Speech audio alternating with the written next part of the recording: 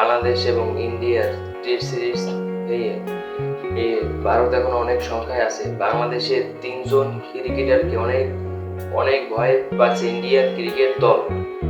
বাংলাদেশ এবং ইন্ডিয়ার date 19 September সকাল 11টার সময়। এর আগে বাংলাদেশের 3 জন ক্রিকেটারকে ভয় পাচ্ছে ইতিমধ্যে ইন্ডিয়ান ক্রিকেট টিম।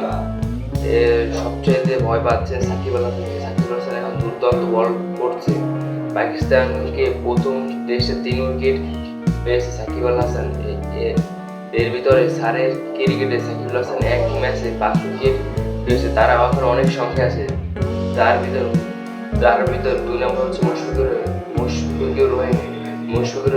পাকিস্তানের বিপক্ষে 191 রানে দুর্দান্ত টেকনিক্স খেলেছে। তিনি একটুর জন্য রান করতে পারেনি। দ্বিতীয় নাম্বার পর্যায়ে আছে মেহেদী হাসান মিরাজ এবং সাকিব আল হাসান। বলতে একই এখন ক্রিকেট খেলতে আছে। সাকিব আল হাসান এখন তার অনেক বয়স হয়ে গিয়েছে। সাকিব আল হাসান এখন আগের পর্যায়ে নেই। এর ভিতরে বলতে চলে মেহেদী হাসান মিরাজ এখন পুরোদমে অলরাউন্ডার। তিনি যেমন ব্যাটিংও তেমন বোলিংও তেমন। নিজেরা লিটন দাসের সাথে পাকিস্তানের বিপক্ষে উইলিয়াম ইনিংস যদি না খেলতো তাহলে আমাদের পাকিস্তানের সাথে সিরিজটা অন্যরকম হতে পারত। আসা যাক Bangladesh versus India test series.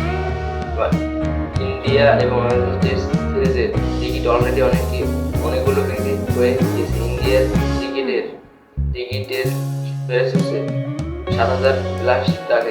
এর মধ্যে অনেক টিকিট বিক্রি হয়ে